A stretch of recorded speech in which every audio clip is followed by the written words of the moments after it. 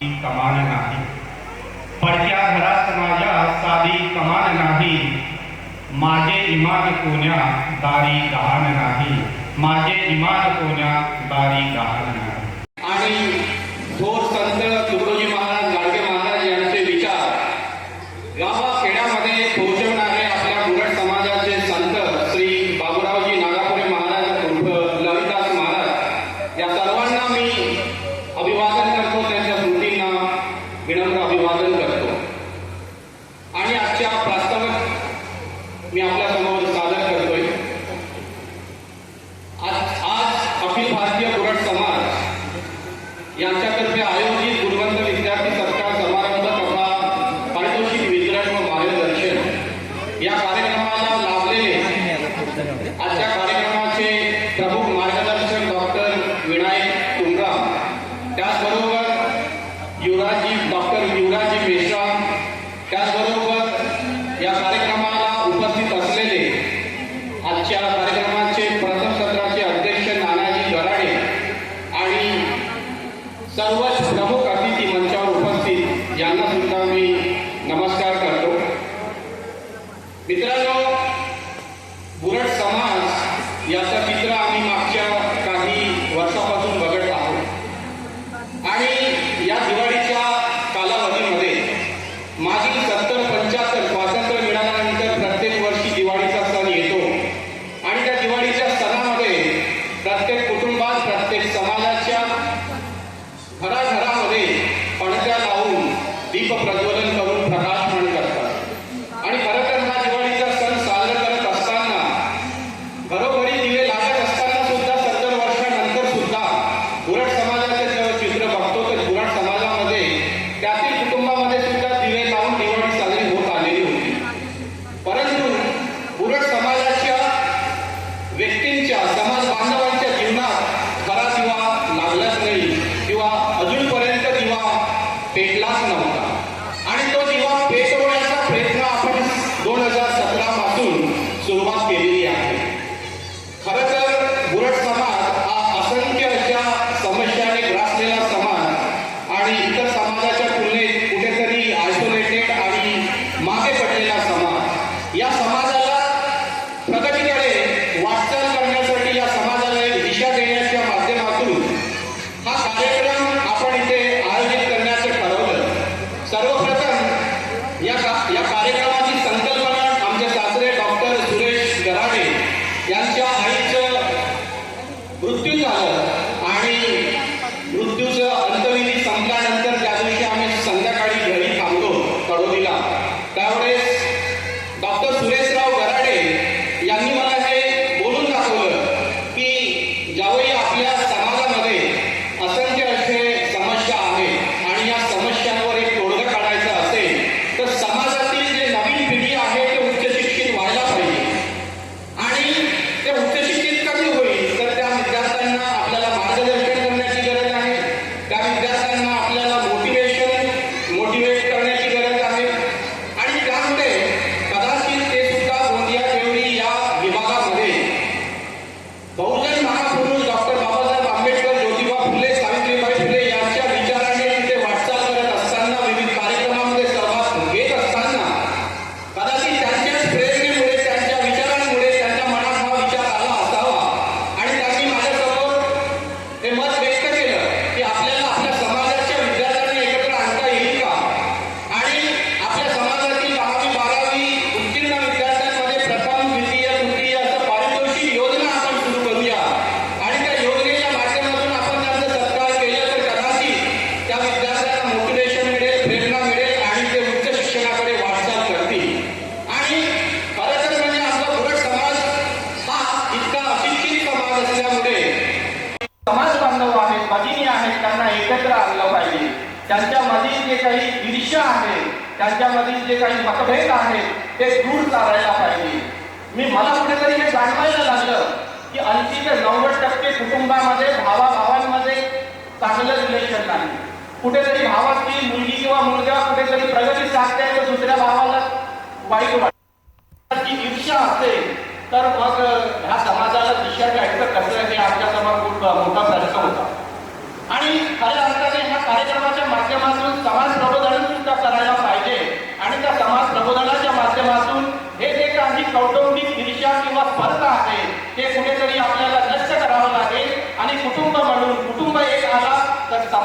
एकत्र येईल आणि समाज एकत्र आला तर समाज हा प्रगतीपथावर जाऊ शकतो.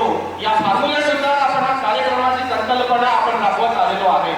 मागील 5-6 वर्षांमध्ये आपण शिक्षणावर आणि नवीन पिढीवरती खरं तर खूप फोकस करत आलेलो आहे आणि अखिल भारतीय कुरट समाज संस्था सातत्याने हे प्रयत्न करते की आपली येणारी नवीन पिढी ती वैचारिकदृष्ट्या, शैक्षणिकदृष्ट्या, आर्थिकदृष्ट्या हे प्रगती पथावर जायला पाहिजे या दृष्टिकोनातून आपली संस्था कार्य करत आहे. आणि 2017 मध्ये ही जेव्हा संकल्पना डॉक्टर सुरेश गराडे यांनी सांगितलं त्यावेळेस माझ्या मनामध्ये आलं की कुठल्याही समाजाला परिवर्तित करायचे असेल, कुठल्याही समाजाची प्रगती साधायची असेल तर त्या समाजामध्ये शिक्षण हा एकच असं एकमेव अस्त्र आहे की तो शिक्षणच आपल्या समाजाची प्रगती साधू शकतो. आणि त्यामुळे खऱ्या अर्थाने आपली भारतीय कुरट समाज संस्था ही शिक्षणावर भर देते. नवीन पिढी पुढे शिकायला पाहिजे आणि खऱ्या अर्थाने 11वी, 10वी आणि 12वीच्या विद्यार्थ्यांची लिस्ट तयार केली.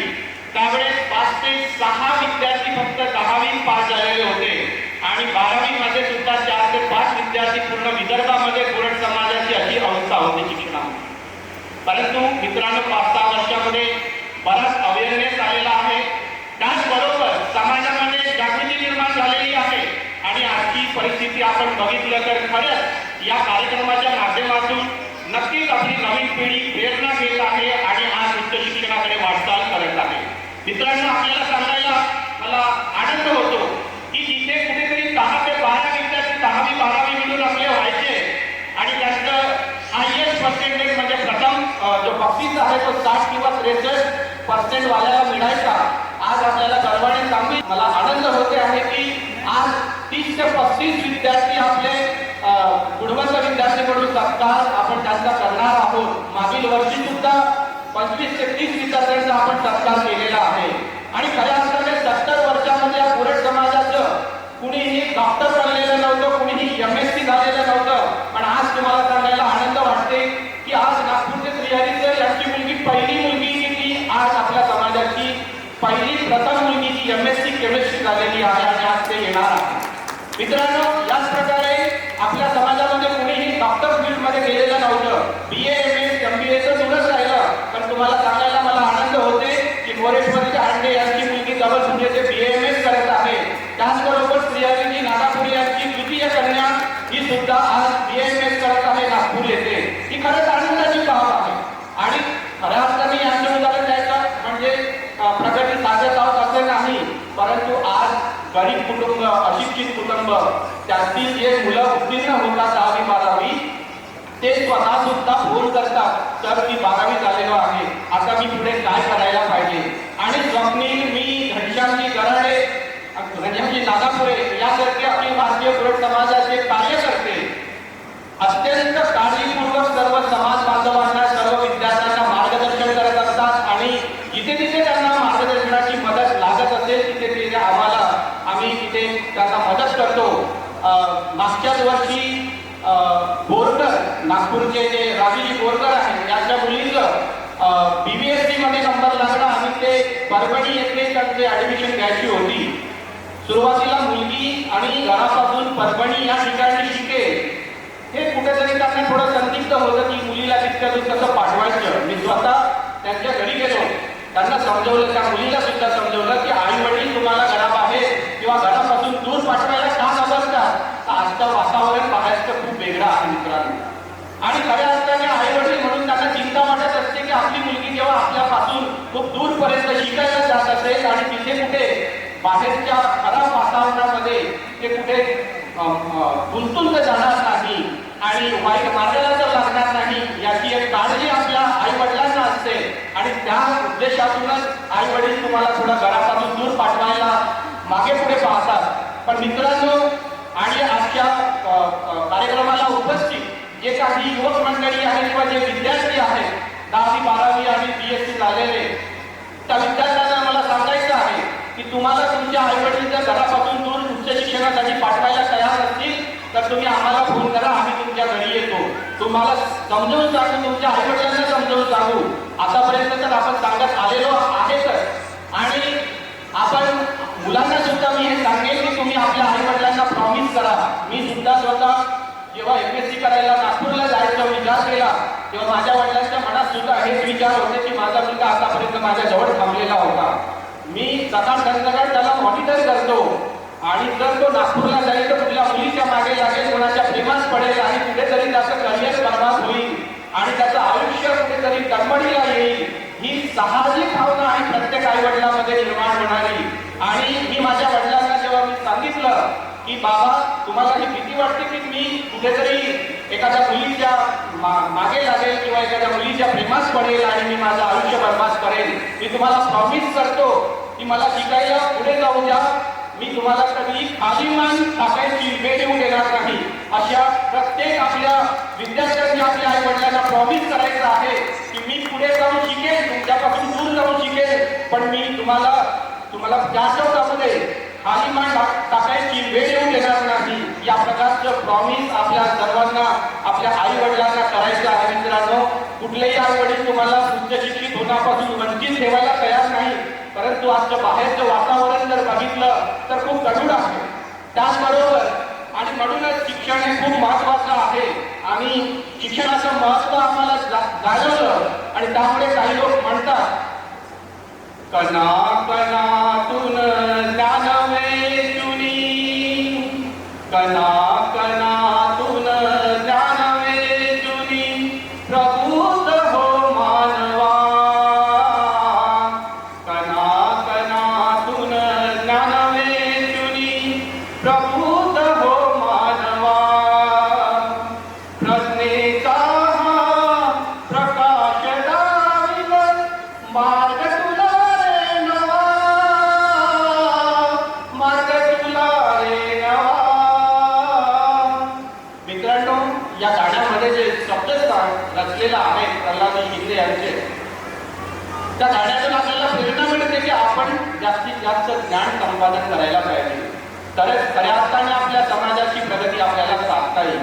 आणि अमुक माझा भाऊ असं म्हणतो, अमुक माझी बहीण अशी म्हणते, कुटुंबातून जो काही विवाद आहे किंवा कुटुंबात स्पर्धा करायला एवढं जग आहे. मित्रांनो, मी माझ्या ज्युनियरला मी शिकत असताना सांगितलेलं आहे की आपण कॉम्पिटिशन करायची आहे तर आपल्या क्लासमधल्या मित्रांची कॉम्पिटिशन नका करू.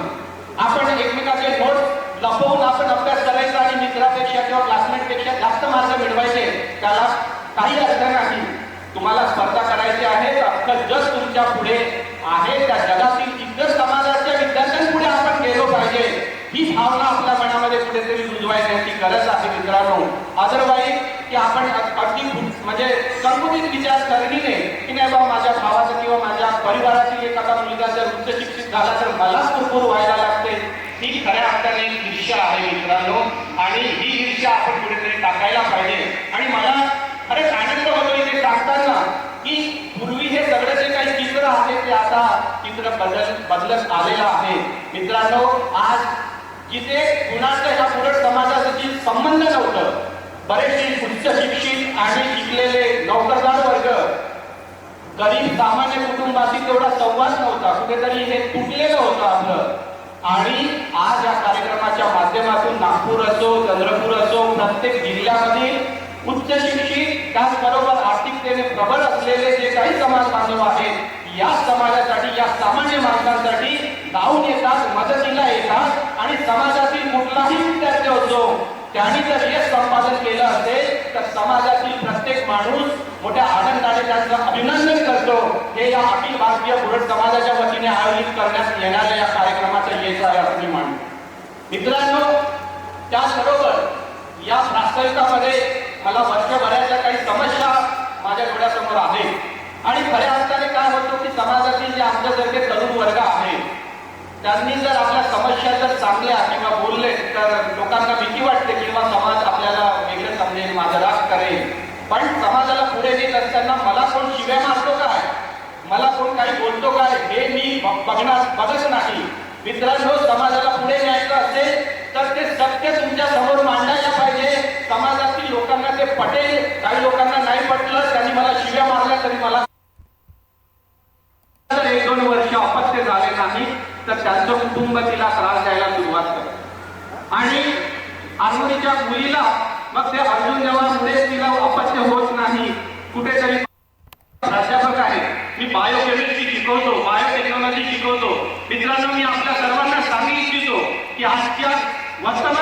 मध्ये महिला वर्ग जो आहे 10वी 11वी पासूनच्या ज्या तरुणी आहेत त्यांना पीसीओडी नावाचा सिंड्रोम जो आहे त्याचा संसर्ग झालेला आहे.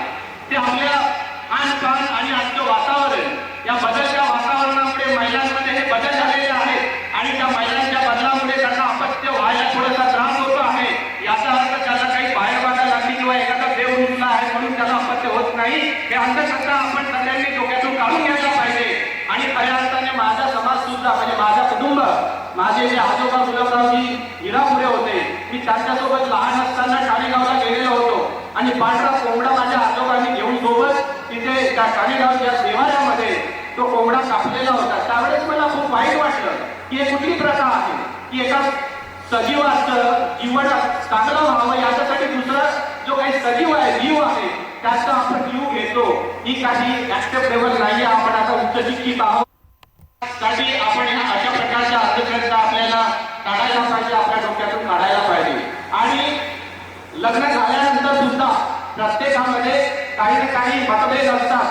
पती पत्नी सुद्धा हे नव्याने एकत्र आलेले असतात. त्यांचं स्वभाव वेगळं असतं, दोन कुटुंबाचं संस्कृती वेगळी असते आणि असतात ते जुळवून घ्यायला 4-5 वर्ष लागतात. मित्रांनो, मी माझ्या अनुभवातून बोलतो आहे आणि माझे जे लग्न झालेले आहेत माझ्यासारखे नवीन पिढीतील लोक ते सुद्धा आपल्याला हेच सांगतील. तर त्यामुळे कसं आहे की एखादी सून आपल्या घरी आली म्हणजे ती अशी वागली पाहिजे तशी वागली पाहिजे तुमच्या घरच्या नियमानुसार वागली पाहिजे ते तर अपेक्षा ठेवणे बरोबर आहे, पण ते एकदाच शक्य होत नाही. आल्याबरोबर 15 दिवसात ते तशी वागली पाहिजे हे आपण अपेक्षा ठेवायची नाही. तिला आपल्या पोरीप्रमाणे तुम्ही समजवा.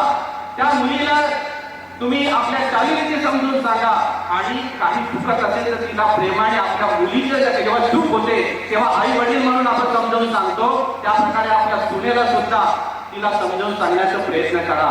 तरच त्या कुटुंबातील जो कलह आहे किंवा कुटुंबामधील वातावरण आहे तो अगदी चांगलं राहील. आणि अलीकडच्या काळामध्ये जे काही आत्महत्या झालेल्या आहेत आणि त्या आत्महत्या एवढ्या कमी वयामध्ये उच्च शिक्षित मुली सुद्धा आत्महत्या करतात हे काही साधी गोष्ट नाही मित्रांनो. यासाठी सुद्धा आपल्या सर्वांना आपलं स्वभावामध्ये आणि आपल्या घरच्या वातावरणामध्ये आपल्याला बदल घडवून आणायचा आहे. त्याचबरोबर आपल्या समाजामध्ये मागे तानगडीला मला मनोहरजी हिरापुरे यांचा फोन आलेला. ते म्हणत होते की सर आत्ताच एक 20-25 वर्षाचा मुलगा मृत्यू पावला. मी म्हटलं कशाने? तर तो दारू पिऊन पिऊन तो अगदी त्याची शरीरयष्टी खालावली होती आणि त्यातून तो मरण पावला. खर्रा आणि अनेक प्रकारचे व्यसनं करतात. आपल्याला माहिती असेल की खर्रा खाल्ल्यामुळे कॅन्सर होतो. आपल्या समाजातील काही लोकांना झालेला आहे. आणि दारू अशी गोष्ट आहे की तुम्ही कितीही उच्च शिक्षित असले कितीही नॉलेजेबल असले पण दारू पिल्यानंतर तुमचं सगळं जे काही सन्मान आहे ते समाजापुढे धुळीच मिळतो. आणि ते धुळीला मिळवणारी सन्मान धुळीला मिळवणारी दारूला तुम्ही सेवन करायचं असेल तर आपल्या समाजाला पुढे आपण दिशा देताना आपल्याला अडचणी निर्माण होतील. मित्रांनो, त्या दारू पिणाऱ्यांबद्दल मला क्या किया रे क्या किया क्या किया क्या किया रे तूने जीवन दवा दिया तूने जीवन दवा दिया क्या किया रे जिसे पाना था उसको तो खो दिया रे जिसे पाना था उसको तो खो दिया. मित्रांनो, अनमोल जीवन आपल्याला मिळालेलं आहे आणि या जीवनाचा उपयोग आपण असं रेशनातील मार्गाला जाऊन संपुष्टात आणणे हे काही योग्य नाही. त्याचबरोबर अलीकडच्या काळामध्ये कळालेली एक गोष्ट आहे. आपल्या समाज बांधवाची मुलगी मागील 6 वर्षापासून ती आपल्या बोरट समाजामध्ये लग्न व्हावं म्हणून वाट पाहत आहे. तिचे आई वडील ते नातेवाईक आपल्या समाजामध्ये तिच्यासाठी वस होतात. मुलगी एम ए झालेली आहे आणि आपल्या बोरट समाजामध्ये एकीकडे उच्च शिक्षित होताना मुलींचं प्रमाण भरपूर दिसतं मुलांच्या कंपॅरिझन मध्ये. परंतु त्या मुलींना योग्य वर आपल्या समाजामध्ये मिळत नाही आणि ते का मिळत नाही याचा सुद्धा सर्वांनी आपल्याला विचार करायचा आहे. मला माझ्या अनालिसिस नुसार असं मला वाटते की जी मुलगी आहे तिचे वडील मला फोन केलं की भासाजी म्हणे माझ्या मुलीसाठी एखादा वर बघा. ती मुलगी रडत रडत मला सांगते की माझे वडील म्हणतात की बेटा 5-6 वर्षापासून आपण पाहत आहोत लग्न जुळत नाही, तू कुठेतरी तुझा मित्र वगैरे असेल सांग मला, त्याच्यासोबत आपण लग्न जोडून देऊ. या प्रकारचं असं दुःखदायक चित्र माझ्या समाजामध्ये आहे. मित्रांनो, खरंच एक इमोशनल क्षण वाटला मला. आणि त्यावेळेस अशा प्रकारचा क्षण यायला काय जबाबदारी आहे? संविधानाने प्रत्येक माझ्यासोबत काम करणाऱ्या जे संस्थामधील कार्यकर्ते आहेत त्यांचे काही हरकत नाही. पण मित्रांनो, नवीन पिढीला मी सांगू इच्छितो की ज्यांचं अजून लग्न व्हायचं आहे आणि ते शिक्षण घेत आहे, खऱ्या अर्थाने काय होतं की आपल्या समाजातील मागील 2-4 वर्षामध्ये मी बघितलं की उच्च शिक्षित मुलं जे इंजिनियर झाले आहेत, चांगल्या नोकरीवर लागले आहेत, ते लोक उलट समाजामध्ये सुंदर मुली अवायलेबल असून सुद्धा त्यांच्याशी लग्न न करता कुठेतरी क्लास म्हणजे शिकत असताना कुठेतरी मैत्रीण आणि प्रेम जडलं म्हणून घरी सांगतात आणि त्यांचं लग्न होतो आणि ते घरी येतात. मग आपल्या समाजातील ते सुशिक्षित उच्च शिक्षित मुलं जर अशा बाहेरच्या मुलींसोबत लग्न करायला गेले, मग समाजातील मुलींसमोरचा जो एक प्रश्न आहे तो आपण कसा सोडवायचा तुम्ही सांगा. त्या मुलींनी कोणासोबत लग्न करायचं? मग ते एम.ए. झालेली मुलगी काय 10वी नापासवाल्या मुलांसोबत लग्न करेल? मग तो जर बी झालेला किंवा एखाद्या जॉबवर असलेला मुलांनी त्या मुलीचा विचार केला तर काय फरक पडतो? लग्न आणि सौंदर्य हे फक्त 1-2 वर्षासाठी असते मित्रांनो. सर्व काही त्यांचा स्वभाव आणि आपलं जे काही जीवन असते त्यामध्ये एकदा गुंतल्यानंतर त्या गोष्टी निरर्थक असतात. त्यामुळे मी नवीन पिढीला उच्च शिक्षित आता जे काही नोकरदार वर्ग आहेत त्या सर्व माझ्या समाज बांधवांना होत आहे, तुम्ही कुठेही म्हणजे घाबरायचं नाही की आपण जर शिक्षण घेता 26 वर्षाची झालो तर आपल्याला मग आपल्या समाजामध्ये लग्न जोडणे कठीण जाईल, तर आपण आधी 10वी-12वी नंतर लग्न करून घ्या, असं चुकीचं होईल. आणि मी समाजातील युवा पिढींना सांगतो आहे की आपण ही गोष्ट मनामध्ये ठरवा. माझं म्हणणं एवढंच आहे की कमीत कमी आपल्या समाजामध्ये तुमच्या सोपेशी तुम्हाला अपेक्षित असलेली मुलगी जर अवेलेबल असेल तर तिचा पहिल्यांदा प्रायोरिटीने विचार करा. मी सुद्धा लातूरला टेक्निकल ऑफिसर असताना तिथले लोक मला म्हणायचे की सर आमच्याकडे भरपूर हुंडा घेतात, तुमच्याकडे काही हुंडा वगैरे घेत नाही, माझ्याकडे मुलगी आहे तुम्ही मागून घ्या. मी म्हटलं नाही मित्रांनो, मी त्यांना सांगितलं की मी जे लग्न करेन मी माझ्या समाजाच्या मुलींसोबत लग्न करेन, कारण की मी शिक्षण घेतलेलं आहे आणि मी जर तिथल्या समाजातील आपल्या समाजातील मुलीसोबत लग्न करेल तर तिचं सुद्धा आयुष्य चांगलं होऊ शकेल. एखाद्या गरीबाची मुलगी जर MSc करत आहे, PhD करत आहे, MA झालेली असेल, BA झालेली असेल, तिचा विचार करायला काय हरकत आहे आपल्याला? आपण त्या प्रेम वगैरे हे सगळं निरर्थक आहे मित्रांनो. 20 वर्ष अगोदर प्रेमाची परिभाषा वेगळी होती, आजची परिभाषा प्रेमाची वेगळी आहे. आपण एक सुंदर मुलगी असली की तिच्या बाह्य सौंदर्यावरती भासतो आणि तिला अट्रॅक्ट होतो आणि जवळ मैत्री होते, फिजिकल रिलेशन होतात आणि कुठेतरी मग ती ब्लॅकमेल करते किंवा एकमेकाला ब्लॅकमेल करतात आणि लग्न करतो. हे काही प्रेमाची परिभाषा नाही, हे कुठेतरी आपल्याला समजायला पाहिजे. आमचा रिस्पेक्ट आहे, परंतु येणाऱ्या काळामध्ये जे काही आपल्या समोर प्रश्न निर्माण होतात त्या प्रश्नाला जर सोल्युशन शोधायचं असेल तर कमीत कमी आपल्या नवीन पिढीने आपल्या समाजातील एका तरुणीचा विचार करायला हरकत नाही. आणि शेवटचा मुद्दा एक आपल्या याच्यामध्ये आहे, त्याला मी स्पष्ट करतो आणि माझं वास्तविक मी संभवेल, ते सुद्धा खूप महत्वाचं आहे. अलीकडच्या काळामध्ये आपण सर्वांनी बघितलं असेल की व्हॉट्सअप ग्रुप भरपूर आहेत आणि त्या व्हॉट्सअप ग्रुपमधून काहीतरी हेतुपुरस्पर काही लोक मेसेज करतात, काही लोक मेसेज डिझाईन करतात आणि त्यामध्ये आपल्यासारख्या सामान्य जो समाज आहे त्यांचे सुद्धा मासे भडकवण्याचं काम होऊ शकतो. हा कुठलाही धर्म हे सांगत नाही की इतर धर्माचा द्वेष करा, कुणीही असं सांगितलेलं नाही. आणि जे कोणी असं सांगत असेल तो धर्माचा ठेकेदार मानतो, तो स्वतःला धर्माचा ठेकेदार समजतो, पण तो ठेकेदार नाही. कुठलाही धर्म इतर धर्माचा द्वेष करा असं सांगत नाही मित्रांनो. त्यामुळे आपण हिंदू असलो, आदिवासी असलो, ख्रिश्चन असलो, बुद्धिस्ट असलो, मुस्लिम असलो, माणूस म्हणून जगण्याचा त्यांना सुद्धा अधिकार आहे, त्यांना सुद्धा आपल्यासोबत स्वातंत्र्य मिळालेलं आहे. आणि आपल्या अवतीभवती कुठल्याही जाती धर्माचा पंथाचा जर व्यक्ती असेल तर त्याकडे अमुक जातीच्या धर्माचा या दृष्टिकोनातून न बघता तो माणूस आहे त्याला सुद्धा आपण चांगल्या सन्मानाने वागणूक दिली पाहिजे. ही भावना म्हणजे मानवतेची भावना आणि सर्वात श्रेष्ठ म्हणजे जर धर्म असेल तर तो मानवतेचा धर्म असतो आणि प्रत्येक धर्मामध्ये मानवतेचाच पुरस्कार करण्यात आलेला आहे.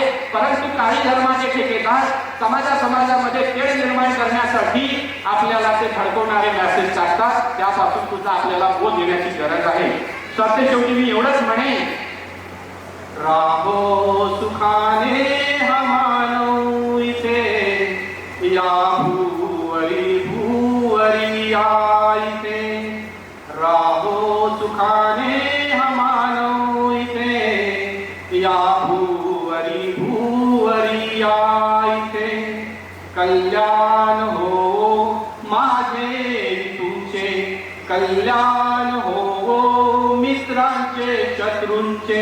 कल्याण हो माझे तुमचे, कल्याण हो मित्रांचे शत्रूंचे. कल्याण हो साऱ्या जीवांचे, ही भावना कायम हृदयी वसे. राहो राहो सुखाने हा मानव इथे, या भूवरी या इथे. धर्माच्या पंथाच्या ना जातीचा भेद नसे मानसा माणसांचा. धर्माच्या जातीचा ना पंथाचा भेद नसे मानसा माणसांचा. कल्याण हो साऱ्या जगाचा, ही भावना कायम हृदयी वसे.